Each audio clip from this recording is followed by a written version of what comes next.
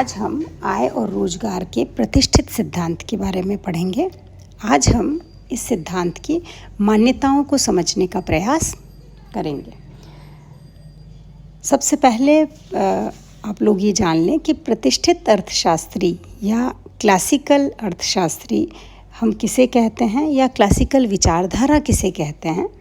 तो क्लासिकल अर्थशास्त्रियों में जो प्रमुख रूप से जिनका नाम लिया जाता है वो एडम स्मिथ, रिकार्डो, जेएस मिल, मार्शल पीगू जैसे अर्थशास्त्री हैं, जिन्हें हम क्लासिकल अवधारणाओं के या क्लासिकल विचारधाराओं के अर्थशास्त्री कहते हैं। 1776 में एडम स्मिथ ने, जो कि अर्थशास्त्र के जनक हैं, उन्होंने एक किताब लिखी थी द वेल्थ ऑफ नेशंस। तब से लेकर 1930 में विश्वव्यापी आर्थिक मंदी आई थी। उस समय तक जिन भी आर्थिक विचारों का प्रादुर्भाव हुआ या जो भी आर्थिक विचारधाराएं प्रचलन में रही, या हम यूँ कह लें कि जिन आर्थिक विचारधाराओं से आर्थिक समस्याओं के समाधान ढूंढे जाते रहे, वो सारी विचारधारा क्या कहलाती हैं? क्लासिकल सिद्धांत कहलाती हैं या प्रतिष्ठित सिद्धांत कहलाती हैं। ये प्रतिष्ठित सिद्धांत जो कि इन अर्थशास्त्रियों द्वारा दिए गए थे, ये कुछ मूलभूत मान्यताओं पर आधारित थे। और उन मूलभूत मान्यताओं में सबसे पहले हम बात करेंगे मुक्त बाजार अर्थव्यवस्था की। मुक्त बाजार अर्थव्यवस्था का मतलब है कि एक ऐसी अर्थव्यवस्था की कल्पना की गई थी या एक ऐसी अर्थव्यवस्था की बात क्लासिकल थॉट रखने वाले अर्थशास्त्रियों ने की जिसमें सरकार का हस्तक्षेप बिल्कुल भी नहीं होता है। अर्थात जो भी आर्थिक गतिविधियां हैं वो सब किससे कंट्रोल में होगी? गवर्नमेंट का कोई हस्तक्षेप नहीं होगा, गवर्नमेंट का कोई नियंत्रण नहीं होगा।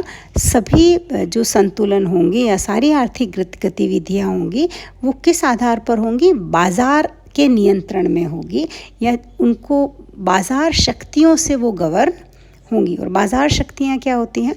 मांग और पूर्ति।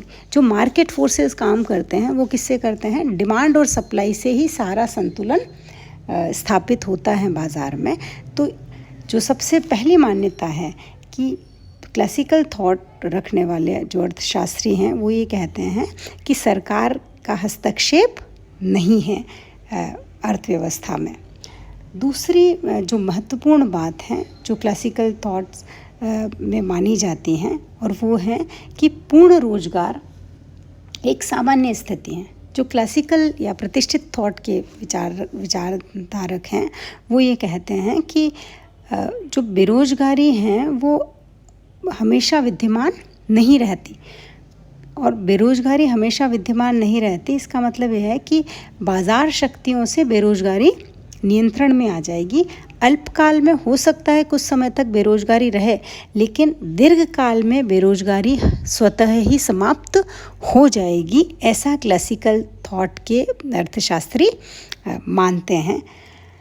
और इसीलिए उनका कहना है कि अर्थव्यवस्था में हमेशा कौन सी स्थितियां बनी रहेगी? पूर्ण रोजगार की स्थितियां बनी रहेगी और बाजार शक्तियों के कारण पूर्ण रोजगार सदैव ही स्थापित हो जाएगा। तीसरी जो उनकी मान्यता है वो है श्रम और वस्तु बाजार दोनों में ही पूर्ण प्रतियोगिता की मान्यता है। पूर्ण प्रतियोगिता का मतलब होता है, आप लोग पढ़ चुके हो फर्स्ट ईयर में, मार्केट आप लोगों ने पढ़ा है। तो पूर्ण प्रतियोगिता से हमारा मतलब होता है कि बहुत सारे क्रेता विक्रेता एक समरूप वस्तु का उत्पादन करते हैं और फर्म में संतुलन के आधार पर पूर्ण प्रतियोगिता में संतुलन की स्थितियाँ करते हैं और सामान्यतः दीर्घकाल में सबको सामान्य लाभ प्राप्त होते हैं। तो इस तरीके की पूर्ण प्रतियोगिता के बाजार की उन्होंने मान्यता ली है क्लासिकल अर्थशास्त्रियों ने। अगली जो मान्यता है वो है मुद्रा की तटस्थता की मान्यता। मुद्रा की तटस्थता की मान्यता से आशय है कि मुद्रा केवल विनिमय यानी लेन देन का साधन है और संचय संचय उस मुद्रा के रूप में किया जा सकता है। इससे ज़्यादा मुद्रा कोई भी महत्वपूर्ण भूमिका अर्थव्यवस्था में नहीं निभाती। यानी मुद्रा के कार्य, अभी आपका सेकंड ईयर में दूसरे पेपर में आप पढ़ेंगे, मुद्रा के कार्य जो हैं वो केवल यहीं तक सीमित हैं कि मुद्रा विनिमय का माध्यम है और संचय का आधार है। इससे ज़्यादा वो वास्तविक उत्पादन और रोजगार को प्रभावित नहीं करती हैं। तो ऐसी स्थिति में मुद्रा केवल कीमतों को प्रभावित करती, यानी अगर मुद्रा के कारण कीमतें बढ़ सकती हैं और कीमतें वस्तुओं की घट सकती हैं, पर हम उसके कारण वास्तविक उत्पादन और रोजगार की मात्रा को प्रभावित नहीं कर सकते, ऐसा क्लासिकल अर्थशास्त्री मानते हैं। अगली जो उनके द्वारा दी गई मान्यता है वो ये है कि उनका मानना है कि अति उत्पादन असंभव है। अति उत्पादन का मतलब होता है सरप्लस प्रोडक्शन, यानी हम उत्पादन कर दें और वो बिक्री उसकी नहीं हो, वो सब अति उत्पादन की स्थितियां हैं। तो अति उत्पादन का जो इस मान्यता को मानने का जो उनका आधार है वो जे.बी. से का नियम है। से एक अर्थशास्त्री हैं और उन्होंने नियम बताया कि पूर्ति अपनी मांग स्वयं पैदा करती है। यानी पूर्ति अपनी मांग कैसे पैदा करती है कि जैसे ही कुछ साधन अगर उत्पादन करते हैं या उत्पादन में लगते हैं तो वो जितनी पूर्ति करेंगे उतनी ही उनकी द्वारा मांग भी पैदा हो जाएगी।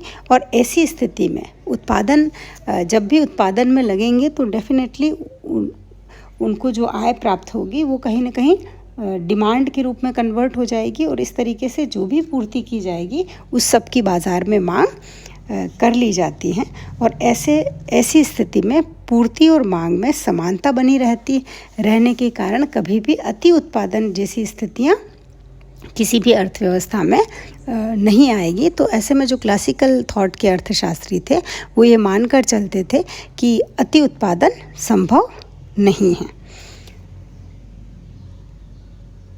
मजदूरी और कीमतों में नम्यता। कीमतों में नम्यता का मतलब होता है कि प्रतिष्ठित जो विचारधारा के अर्थशास्त्री हैं वो ये कहते हैं कि मजदूरी और कीमतें नम्य होती हैं, यानी चूंकि सरकार का कोई हस्तक्षेप नहीं होता, श्रम संघों के किसी भी अस्तित्व की बात क्लासिकल थॉट के अर्थशास्त्री नहीं करते हैं। तो ऐसे में मार्केट फोर्सेस काम करेंगे और मजदूरी भी नम्य फ्लेक्सिबल रहेगी बाज़ार की क्रियाओं के और बाज़ार के आधार पर। तो ये मान्यता अर्थशास्त्री, प्रतिष्ठित अर्थशास्त्री मानकर चलते हैं। अगली जो वो बात कहते हैं वो स्वचालित मूल्य यंत्र। इनकी जो सारी अभी तक की थॉट है वो मार्केट फोर्स पर ही आधारित है बेसिकली। तो स्वचालित मूल्य यंत्र यानी इसका मतलब है कि अर्थव्यवस्था में जो प्राइस का मैकेनिज़्म है, कीमत तंत्र या बाजार तंत्र जिसे कहते हैं, वो काम करेगा। जैसे आप लोगों ने फर्स्ट में पढ़ा होगा कि मांग और पूर्ति की शक्तियाँ कीमत का निर्धारण करेंगी। कोई गवर्नमेंट का इंटरफेरेंस नहीं है तो कीमत में कोई भी आउटर फोर्स काम नहीं करेगा कि हमको किसी भी चीज़ की ज़्यादा कोई नीडी पीपल हैं तो उनके लिए प्राइसेस कंट्रोल कर ली जाए या इन्फ्लेशन को कंट्रोल किया जाए। इस तरीके की स्थितियाँ वो केवल सरकारी हस्तक्षेप में संभव हैं। और चूंकि क्लासिकल थॉट के इकोनॉमिक्स में सरकारी हस्तक्षेप नहीं माना जाता है, सरकारी हस्तक्षेप को कोई स्थान नहीं दिया जाता है, तो ऐसे में बाजार तंत्र ही काम करता है। और उनकी एक और मान्यता है जो बहुत ही महत्वपूर्ण है कि अन्य बातें स्थिर रहने की मान्यता, other things remaining the same, यानी दूसरी कोई भी चीज़ें। प्रतिष्ठित अर्थशास्त्री में अन्य बातें स्थिर रहने का मतलब है कि जब अर्थव्यवस्था में वास्तविक परिवर्तन हो रहे हैं या बाजार क्रियाएं काम कर रही हैं तो ऐसे में लोगों की मनोवृत्ति हुई, तकनीक हुई, मुद्रा की मात्रा हुआ, पूंजी बचत, तो ये सब चीज़ों में वो स्थिरता की कल्पना करते हैं कि ये सब चीज़ें स्थिर रहेगी। क्या क्या स्थिर रहेगा? मुद्रा की मात्रा स्थिर रहेगी, पूंजी स्टॉक स्थिर रहेगा, तकनीकी में कोई परिवर्तन नहीं आएगा, लोगों की मनोवृत्ति और बचत और पूंजी की मात्रा में कोई परिवर्तन नहीं आएगा, ऐसा क्लासिकल अर्थशास्त्री मानकर चलते हैं। तो इस तरीके से जो भी हम क्लासिकल थॉट्स आगे की क्लासेस में पढ़ने वाले हैं वो आपको उसमें ये सब मान्यताएं हमेशा अपने ध्यान में रखनी है कि क्लासिकल थॉट एक तरीके से एक विचारधारा है अर्थशास्त्र में जो कब पनपी, यानी अर्थशास्त्र की शुरुआत से लेकर 1930 के बीच में जो भी आर्थिक विचार पनपे, किन किन के द्वारा, एडम स्मिथ, रिकार्डो और इनके अर्थशास्त्रियों के द्वारा जो भी विचार पनपे, वो सारे विचार किस आधार पर क्या जाने जाते हैं, क्लासिकल या प्रतिष्ठित विचारधारा के रूप में जाने जाते हैं। और उनकी मान्यताओं में जो विशेष रूप से आपको ध्यान रखने की बात है वो दो चीज़ें सबसे ज़्यादा महत्वपूर्ण हैं। एक तो मार्केट फोर्सेस काम करते हैं, ऐसा क्लासिकल थॉट की सारे अर्थशास्त्री मानते हैं। सारे सिद्धांतों का बेसिक कंसेप्ट यही है कि बाज़ार क्रियाएं काम करेंगी, कोई सरकारी हस्तक्षेप का कोई स्थान नहीं है, सरकार का हस्तक्षेप नहीं होगा, सारी चीज़ें बाज़ार तंत्र से ही नियंत्रण में रहेंगी। और अल्पकाल में हो सकता है समस्याएं रहें, एग्जिस्ट करें, जैसे बेरोजगारी की समस्या या कुछ और, तो वो दीर्घकाल में सारी मार्केट फोर्सेस से या बाज़ार तंत्र से या बाज़ार नियंत्रण से कंट्रोल में होंगी। इस तरीके की मान्यता क्लासिकल अर्थशास्त्री मानते हैं। Thank you.